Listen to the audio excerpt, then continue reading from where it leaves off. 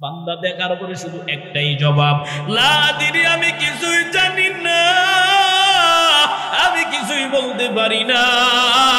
আল্লাহ বলবে, ফেরেশতা যাও, নাফরমানের আমি আল্লাহ কম সুযোগ দেই নাই।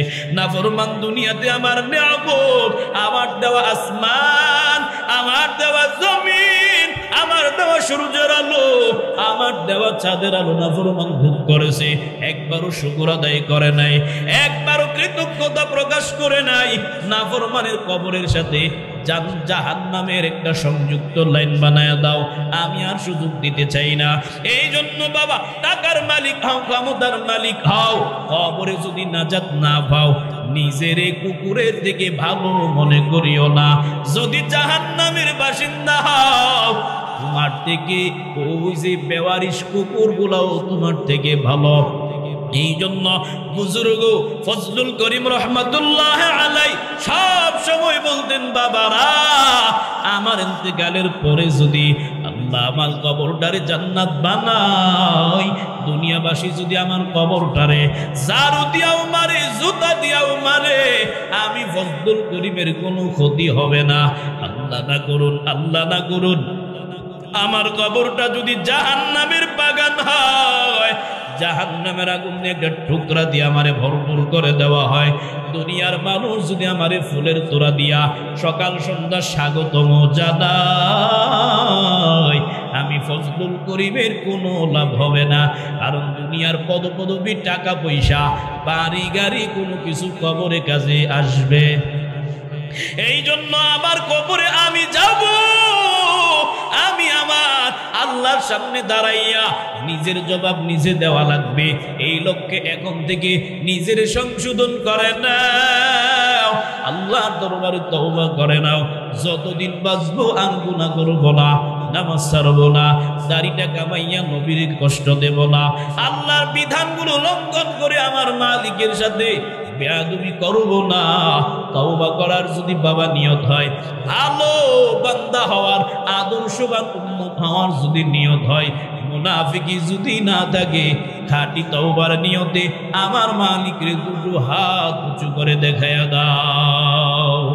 নারায়ে তাকবীর, নারায়ে তাকবীর। আল্লাহ আপনি আমাদের হাত কবুল করে নেন। আমরা তওবা করতেছি, আর অন্যায় করবো না, নামাজ ছাড়বো না, বেপরদাই চলবো না, মা বাবাকে কষ্ট দেব না, 5 ওয়াক্ত নামাজ পড়বো, দ্বীনের পথে চলবো, সুন্নতের মালাটা গলায় লাগাবো। আল্লাহ আপনি আমাদের তওবা কবুল করে নেন, তওবার উপরে মজবুত হয়ে চলার তৌফিক দান করেন, আমিন। ভাইরা আমার, বিরক্ত হয়ে গেছেন আপনারা?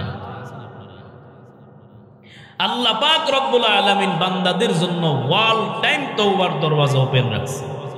বান্দা যখনই বিপদে পড়ো, আমি আল্লাহর কাছে চাও, আমার কাছে তওবা করো। আমি আল্লাহর দরওয়াজা বান্দাদের জন্য ওয়াল টাইম ওপেন করা। এক জায়গা না, বহু জায়গাতে আল্লাহ বলেছে। এরপরেও পাহাড় পরিমাণ গুনাহ বানাইলেন, কোনো অসুবিধা নাই। আল্লাহ তো বলছেন, লা তাকনাতু মির রাহমাতিল্লাহ। গুনাহ করার পরে এমন মনে করিও না যে আমি এত পরিমাণে গুনাহ করলাম, আল্লাহ আমার জীবনেও ক্ষমা করবেন না, এমন ধারণা করা যাবে না। যত গুনাহ করো না কেন, আল্লাহর কাছে যদি দোয়া কবুলের সময় ভোর রাতে উঠে কান্নাকাটি করতে পারে, আল্লাহ পাক কান্নার বিনিময়ে সব গুনাহ মাফ করে দেন। মাহফিলে আসছি আমরা কিছু নেওয়ার জন্য, এখান থেকে আমরা এটাই শিক্ষা নেব। আজকে অনেক উলামায়ে কেরাম অনেক কথা বলেছেন। সর্বোপরি আমাদের মাকসাদ হলো আল্লাহর কাছে ক্ষমা চেয়ে ক্ষমা পাওয়া, ঠিক না? আল্লাহ যদি আমাদের ক্ষমা করে দেয়, আমাদের মতো আর ভাগ্যবান কেউ এই বিশাল এই মাহফিলে এত আল্লাহর বান্দা বান্দিরা একজন কেউ যদি আমার মাওলা তৌফিক দিয়া দেয়, কবুল করে, আরে উসিলা করে আল্লাহ এই মাহফিল নাজাতের জরিয়া বানায় দেয়। একজনরে উসিলা করেও আল্লাহ সবাইরে ক্ষমা করতে পারে। এই জন্য ভাইয়েরা আমার, যারা এতদিন আমরা ভুল পথে ছিলাম, কৃতকর্মের উপর লজ্জিত হব। তওবার কিছু শর্ত সারায়াত আছে, এগুলো পালন না করলে আবার তওবা হবে না। তওবা কারে বলে আমাদের বুঝতে হবে। তওবা হলো আরবি শব্দ, বাংলা অর্থ হলো ফিরে আসা, রুজু করা। গুনাহ করার পরে মানুষ আল্লাহর কাছে ক্ষমার জন্য যে কান্নাকাটি করে তাকে বলা হয় তওবা। এর জন্য কিছু শর্ত সারায় যারা তওবা করবে উলামায়ে কেরাম বলেন আল্লাহ তারে কমপক্ষে পুরস্কার দিবে 4টা। কয়টা? জোরে বলেন কয়টা? মনে রাখতে হবে আলোচনা। তওবার পুরস্কার কয়টা? 1 নম্বরে নবী বলেন আত্তাইবু হাবিবুল্লাহ, যারা তওবা করবে 1 নম্বর পুরস্কার আল্লাহ তাদেরকে বন্ধু বানায় দেবে। খুশি হয়েছেন না? মানে আল্লাহ বন্ধু বানায় নিবে, এর চেয়ে আরো খুশির সংবাদ আছে? 1 নম্বর পুরস্কার তওবা করলে আল্লাহ বন্ধু বানায় নিবে। 2 নম্বর নবী বলেন আত্তাইবু মিনাজ যামবি কামাল্লা যামবালা, যে তওবা করবে আল্লাহ তার পিছনের সব গুনাহ এমন ভাবে ক্ষমা করবেন সবে মাত্র দুনিয়ায় আগমন করছে। পুরস্কার ছোট না বড়? জোরে বলেন ছোট না বড়? তবে এত বড় বড় পুরস্কার কি আল্লাহ এমনি দিয়ে দিবে? শর্ত লাগবে, কিছু শর্ত আছে, এগুলো পালন করা লাগবে। যেই গুনাহ করতেন গুনাহটার 1 নম্বরে ছাড়তে হবে, আর করবেন না, দৃঢ় সংকল্প করা লাগবে। এরপরে গুনাহের প্রতি অনুতপ্ত হতে হবে, লজ্জিত হতে হবে। এরপরে আরো একটা শর্ত যেটা অনেকেই বলে না, তা হলো কোনো বান্দা যদি আপনার কাছে হক পায় তার প্রাপ্য তারে বুঝাইয়া দিতে হবে। মানে কি, আমি আরেকজনের হক নষ্ট করলাম, একজনে আমার কাছে 10,000 টাকা পাবে, আমি আমার ক্ষমতা বেশি এলাকায়, আমার পাওয়ার বেশি, আমার বংশের রক্ত বেশি, গরম বেশি, বংশের গরমে আমি 10,000 টাকারে পাত্তাই দিলাম না, দূর দেব না, তুই কি করবি আমারে? এই 10,000 টাকা না দিয়া আল্লাহর কাছে যদি প্রতিদিন ভোর রাতে উঠে কান্নাকাটি করিয়া মক্কায় গিয়াও তওবা করেন, তওবা কবুল হবে। এই জন্য হক মানুষের, এটা বান্দার হক নষ্ট করা অনেক কিছু। আমরা এটা সাধারণ মনে করি। রাস্তা দিয়ে হাঁটতেছি, একজনের গাছে একটা পেয়ারা ধরছে, আমি লাভ মেরা টামদা খেয়ে নিলাম, ওটা আমার বাপে লাগাইছিল গাছ, আমি যে খাইলাম ওর অনুমতি ছাড়া, ওটা আরেকজনের হক না? মরিচ ক্ষেত লাগাইছে, তরকারিতে মরিচ দিবে, টান দিয়ে 2-3টা ভাই রাইনে করছে, তরকারিতে দিয়ে দিছে, হালাল না হারাম? যেটা বলেন। একজনের গাছের একটা বড়ই খাইলো, এটাও হারাম অনুমতি ছাড়া। আমরা বাঙালিরা তো বড় বড় গুনাই করে কুল পাই না, এগুলো তো ছোট গুনাহ, এগুলো তো আমরা পাত্তাই দিই না, ঠিক না? অনেক মানুষে, আমি নিজেও কয়েকজনের কাছ থেকে শুনছি, মানুষরে আল্লাহরই ভয় পাই না, মানুষের ভয় পাবো কেন? আল্লাহরে ভয় পাবো না? আল্লাহ যদি ধরে কই যাইবা? আল্লাহর ধরা বড় কঠিন, এজন্য বান্দার হক নষ্ট করা যাবে? যারা বলে এগুলো করলে তওবা কবুল হবে না। এরপরে আপনি আমল করবেন, করতে করতে পাহাড় পরিমাণ বানাবেন। তওবার পরে আমল গুলারেও টিকায় রাখতে কয়েকটা জিনিস আপনারে বর্জন করা লাগবে। মনে রাখবেন, আমল কামাইতে বহুত সময় লাগে, কিন্তু আমল যাইতে সময় লাগে না। সম্মান কামাইতে কিন্তু বহুত সময় লাগে, ডিগ্রি ডুগ্রি নিতে 30-40 বছর লাগে যায়, কিন্তু সম্মানটা যে অর্জন করছে এতদিনে, ওইটা যাইতে কি 30 বছর লাগে?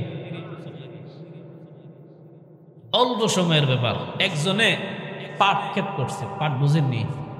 রশি হয়, তুলা, এরপরে হুলা হয়, এগুলা হয়, লাগাইছে, আগাছা পরিষ্কার করছে, বানিয়ে আসছে, এগুলার পাকাইয়া বড় করছে, এই চামড়া উঠাইয়া বানিতে পচাইছে, রোদ্রে শুকাইছে, পাট বানাইয়া অনেক মেহনত 2-3 মাস করে, এবার সবগুলো গুদাম যাতে রাইখা, এবার আল্লাহ আমারে অনেক ফসল দিছে, এবার শান্তিতে একটা সিগারেট ধরাই, এবার সিগারেট টান দিছে, মেশের ওই যে কাঠি শলার মধ্যে যে আগুন আছে, সিগারেটে দিয়া বাকি আগুনগুলা ওই পাটের উপরে ছাইড়া দিছে। পাট পুরাইতে কি 2-3 মাস সময় লাগবে নাকি 10 মিনিটে শেষ? আর এগুলো পাটগুলো রে, পাট পর্যন্ত আনতে কি 10 মিনিট সময় লাগছে নাকি বহুত সময় লাগছে?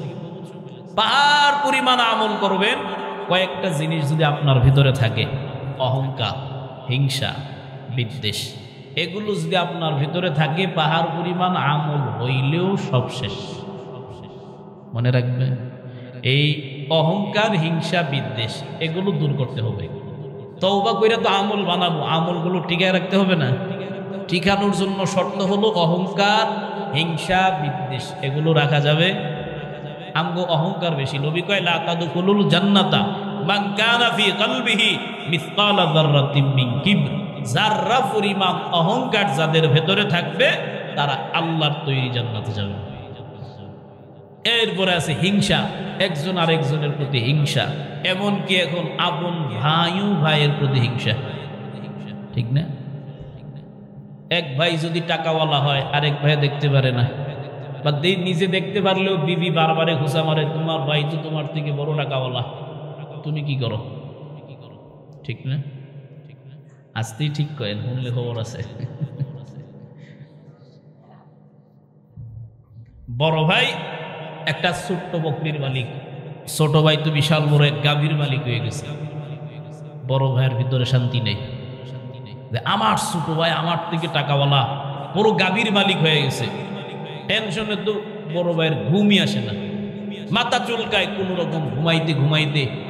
রাত্রিবেলা শুইছে, আল্লাহর কাছে শুধু বদদুয়া আর বদদুয়া, আল্লাহ আমার বকরি থাকুক আর না থাকুক, আমার ছোট ভাইয়ের গাভীটারে তুমি মেরে না। হিংসা, ঘুম ধরে না।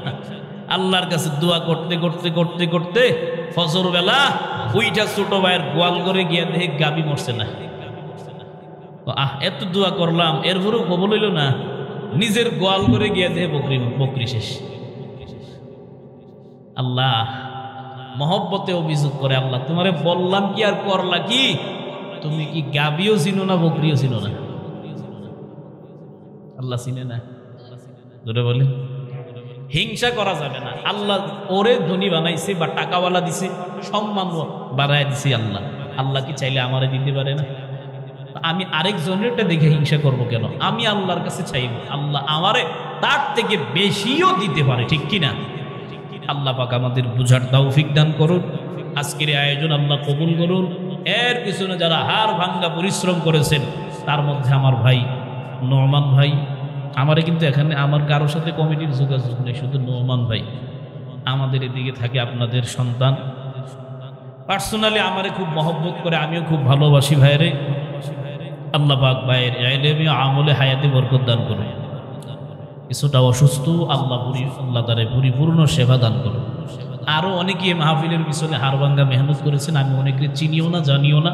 তবে দোয়া করি আল্লাহ পাক যারাই এই মাহফিলকে, আপনারাও যারা সময় দিয়েও উপস্থিত হয়ে কথাগুলো শুনছেন, এটাও সহযোগিতা। আল্লাহ সকলকে হেদায়েতের দৌলত দান করেন। অনেক মুরব্বী বাবারা কবরবাসী হয়ে গেছে, আল্লাহ তাদের কবর জান্নাতের আলা মাকাম বানায় দেন। যারা জীবিত আছেন আল্লাহ তাদের হায়াতে বরকত দান করেন। যুবকদেরকে খাস করে আল্লাহ নবীর সুন্নত ওয়ালা বড় আশেক বানায় দেন।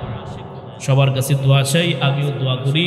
ওয়া আখিরু দাওয়ানা আনিল হামদুলিল্লাহি রাব্বিল আলামিন।